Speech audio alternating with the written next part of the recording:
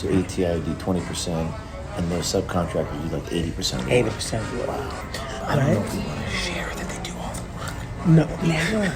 So we do about 20% of the work. 20%. Right? These government contractors like ATI taking advantage of their special minority-owned status. And I tell you, pass-throughs are a great thing as well. So a lot of our subcontractors bid on contracts that were perfect in their industry, but because they weren't Native American, they wouldn't win it. So we bid on it for them. They became our sub, and it's an automatic win because of your Native American status. Isn't that exciting? It's Right? so A lot of people don't know that. I don't think anybody knows that. And on We want top to keep of it that way. That's right. Yes. That's right. We want to keep it Exactly. a secret. Yeah, You know what I mean? exactly. Taking the money in, subcontracting much of the work out. I sit back, collect my percentage, and they do the work. Correct. Yeah, they're doing most of the work. Get the contracts, get the money, act as a pass-through, and it's the taxpayer who gets screwed over. Was there some rules or something that you were telling me about, like that you have to report 51%? 51%. 51. On paper. Correct. As long as it's on paper. As long as it's on Picture paper. 51%. We're good to go. And remember, there's no competition because you're Native American. Right? Ding, ding. That's the best kept secret. It is indeed. It is. It is. Go ahead. Here's to pass-throughs. There you go. How about that? Man? Yeah, exactly. Exactly. In vino veritas.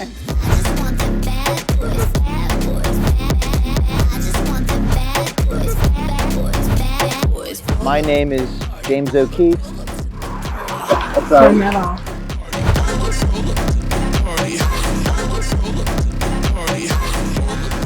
Ain't no Contracts. party like a Jim Keefe party.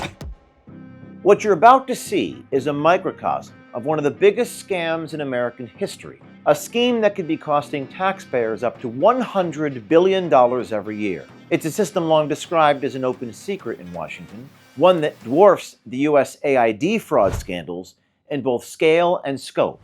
At its center lies a government program created to empower minority-owned small businesses. But behind the facade, our investigation uncovers a network of so-called 8A pass-through schemes, shell companies exploiting those very programs for profit. According to the SBA, the Biden-Harris administration awarded more than $630 billion in federal contracts to these companies, with over $183 billion in 2024 alone. Our undercover investigation reveals how these firms secured no-bid federal contracts, No bidding because of your Native status. skim over half of the money off the top, 65% of the money. and subcontract nearly all the work, So we do about 20% of the work. defrauding taxpayers like you and betraying the very communities these programs were meant to uplift. ATI Government Solutions is a technology services company that acquires contracts to provide federal departments with next-generation computing solutions. ATI acquires hundreds of millions of taxpayer dollars for these contracts and have been particularly successful in this due to their supposed Native American 8A tribal status, meaning they're a Native American-owned small business which is heavily favored by federal contracts.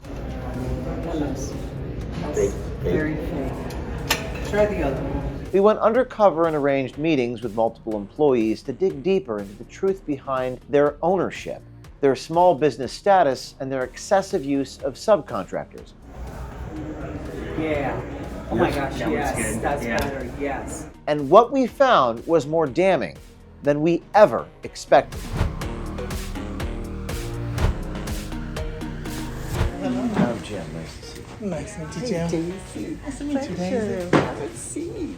We posed as a cybersecurity company which was attempting to procure government contracts through minority-owned status, similar to ATI. The ploy was to approach the employee for ATI not for a meeting about contracts, but about obtaining catering for a corporate event. You see, Melaine Cromwell at ATI also on the side runs a catering business called Ragin' Cajun Catering. So I got into government contracting.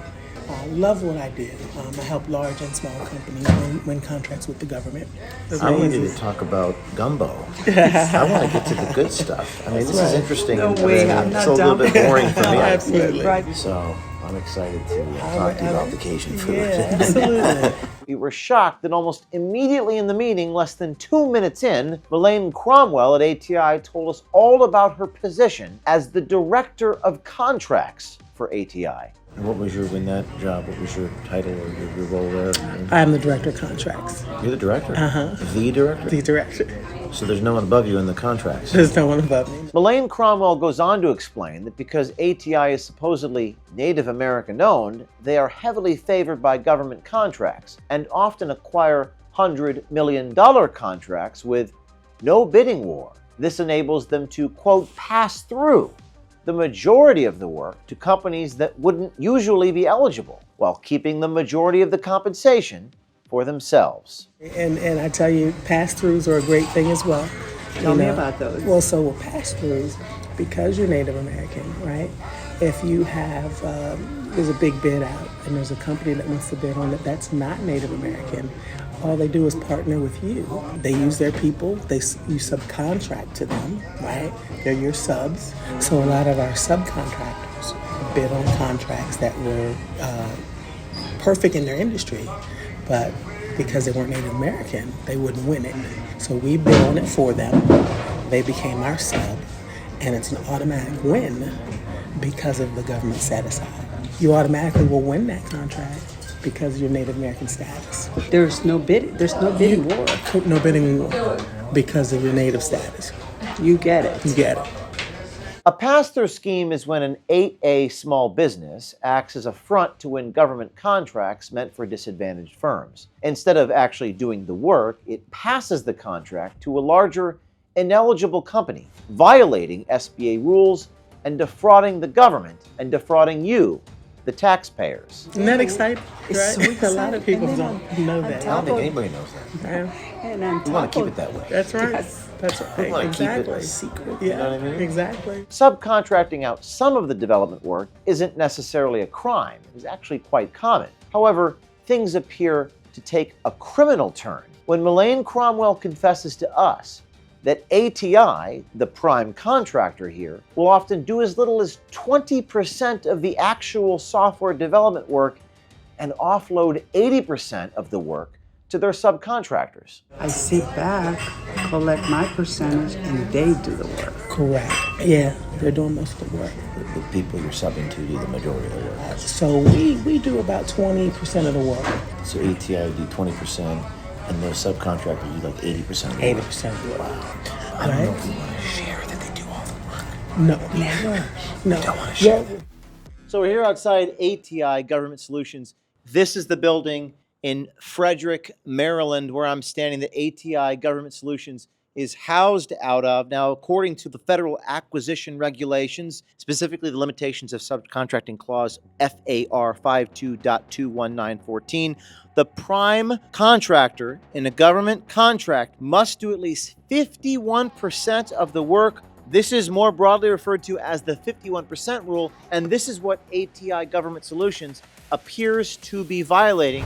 ATI has a special classification from the SBA that gives the company access to government contracts without competitive bidding. It's called an 8A, a small business that is at least 51% owned by, quote, U.S. citizens that are socially and economically disadvantaged. On paper, ATI is owned by the Susanville Indian Rancheria, a federally recognized Native American tribal entity in Northern California. So does the Susanville Indian Rancheria actually own ATI?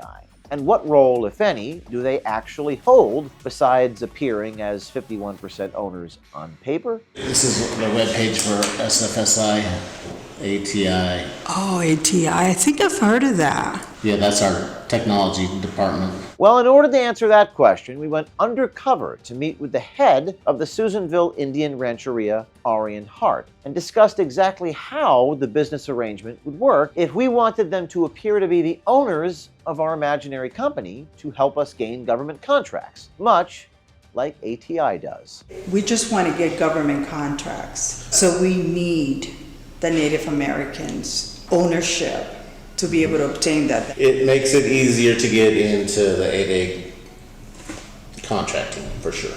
Yes. Arian confirms that if they were to appear as the owners of our company, it would make it easier to obtain government contracts. Arian goes on to claim that we may need to relinquish 51% of the ownership to them. So really, it's really just coming up with a number that you would want in order to appear to be the owner of our company. Right, and some of that will be determined by the ATA Corporation. So we may have to be like 51% owners, right? Melaine Cromwell confirms that ATI is abiding by this 51% tribal ownership on paper. Is there some rules or something that you were telling me about, like that you have to report 51%? 51%. 51. On paper. Correct. Right. Yeah. But in reality, Right. Exactly. Exactly. Yeah. As long as it's on paper. as long as it's on paper. 51%. We're good to go. ATI may be 51% tribally owned on paper, but Melaine revealed to us that ATI was founded in collaboration with the Rancheria by two Caucasian DC executives, Firmage Crutchfield and Scott Deutschman, and that they manage all of ATI's operations. According to a 2024 article featured on Washington Technology, Firmage openly states, quote, "We met with Susanville Indian Rancheria and formed ATI under their 8A umbrella, and we've never looked back." Firmage also states, quote, "We have been around tribal organizations most of our careers, and they are very strong government contractors." So you it's report to the just me. CEO? I do. What is his name? Firmage Crutchfield. He's the head He's the CEO of of ATI. Have you met him? I have. Yeah, he's my boss. Now, is he a Native American gentleman? Or? He's not. No. Believe it or not, he was born and raised in Unique Washington name. D.C. Yeah, very much so. Yeah. What's the name again? Firmage. And this is his fiance. She looks super young. Oh my gosh, But- she's so look. She's the CFO. She was an and she's Olympic swimmer. No way. Division I basketball, right? I said I never did anything in the Olympics. No way. So she's the an Olympic swimmer. fiance. She's She's the the fiance fiance of Firmage. Isn't that something? But Firmage. of course, during my interview, I'm talking to both of them. both Neither is mentioning that to me, of course. On my first day at work, and she says, "Melania, you don't know this, but Firmage and I are engaged." And I was like, "Oh, congratulations!" Right? But How easy is that, right?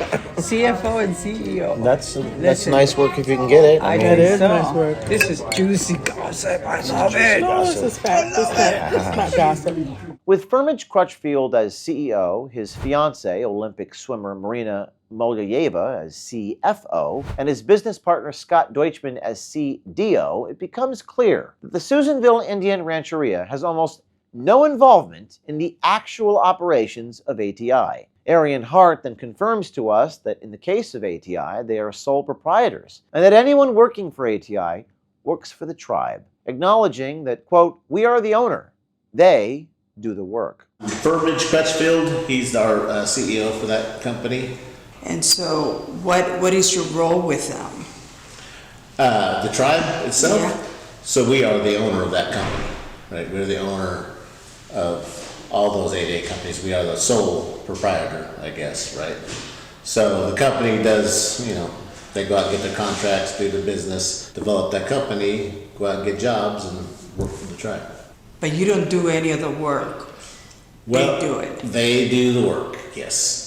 The undercover journalist then proposes that we would like to make a similar arrangement with the tribe, and Arian reaffirms that the tribe itself will not be doing any of the work. They would literally be taking 51% of the company for the sole purpose of allowing us to pose as Native American owned, because it puts you to the front of the line for acquiring those government contracts. We would do the work, and then you get a percentage of the profits. Right. Yeah. Okay. We have the ability to get the contracts, and that's probably the most important thing. On the surface, this sounds like a well-meaning endeavor by the federal government to bolster minority involvement in profitable industries like construction and software development. However, as you see here, it incentivizes a system which companies have to seek out a Native American tribe to pose as 51% owners in order to obtain a sufficient amount of government contracts, surrendering 51% of the profits to a Native American tribe that does 0% of the work. effectively doubling the cost of the contract for the American taxpayer and having the financial compensation for the person doing the actual labor. Just this past May, in the case of Coussis versus U.S., Stamatios Coussis, an Alpha Painting and Construction Company, secured Pennsylvania Department of Transportation contracts. Despite a satisfactory contract performance, they had deceived the government in their compliance with the disadvantaged business enterprise and were therefore convicted of wire fraud and conspiracy for fraudulent inducement. The Supreme Court, in an opinion by Justice Amy Coney Barrett, clarified that the wire fraud statute focuses on a scheme to obtain money or property through deception. Justice Sotomayor's concurrence likened it to a fan deceived into buying Mets tickets when promised Yankees tickets, emphasizing deception over loss. As unsettling as all this sounds, there's actually another layer. According to usaspending.gov, ATI has exponentially grown their profits over the last 6 years, from about $2 million in 2019 to $100 million this year. According to the SBA, or Small Business Administration regulations, if an 8A company exceeds a personal net worth of $850,000, an adjusted gross income of $400,000, or assets totaling $6.5 million, then the SBA no longer considers it a small business. Mullane explained that that's when Crutchfield found a new, quote, small business and starts the process all over again. Furman has been very smart in that he never exceeds the small business threshold, right? So once he gets close to the threshold, he starts another company. They give you so many years to make so much money, to do so good. And then once you get to that point, they stop. Then you have to develop another corporation to get that one going, right? So you kind of always, before one ends, you start another one to keep on going. So you just change the name, start a new company, and then you're back into the system. We met up with Mullane a second and third time and eventually revealed that we were undercover journalists doing a story on the potential corruption throughout ATI's operations. So we have some news for you here, okay? We're actually investigative reporters. My name is James O'Keefe. I'm an investigative reporter, and you're on about. Okay, we can, but just. And it's important to note that Mullane Cromwell, Director of Contracts, repeatedly stated that everything we secretly recorded her saying was just her opinion. She reiterated that many times after I took off my wig and identified myself as an investigative reporter. We'll be releasing that interaction with Mullane, along with part 2 of this story, featuring another employee at ATI later this week. Stay tuned for that. Here's to pass-throughs. There you go. How about that? Right? Yeah, exactly. Exactly. In vino veritas. Ain't no party like a Jim Keefe party. Oh my gosh, I can't believe that. I can't believe that. This is unbelievable. She said 20%, they only do 20% of the work. I heard that part. I was like, boom. She said, don't tell anybody. Yeah. 50, only on paper. She said, only on paper. Only on amazing. Only on paper. Amazing. She said, pass-throughs. She said, but we don't want that to leave this. She says, loopholes, pass-throughs, we only do 20% of the work. Yes. I mean, this is unbelievable. This is unbelievable. We got the story, man.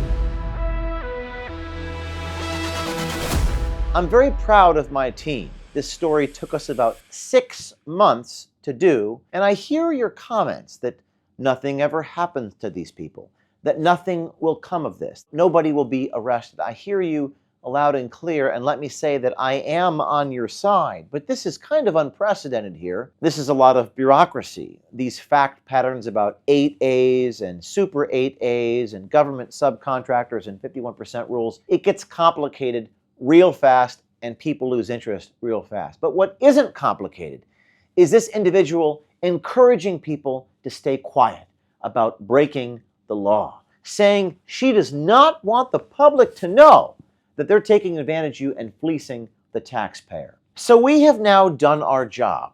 We have caught people on tape with indisputable, incontrovertible, videotaped evidence of fraud and corruption within the federal government, the sort of stuff that Doge talks about. And if this reporting, if this truth, if this videotape doesn't actually lead to our Department of Justice arresting people or holding anybody to account, then it's gotten to the point where we now have to investigate the Department of Justice itself.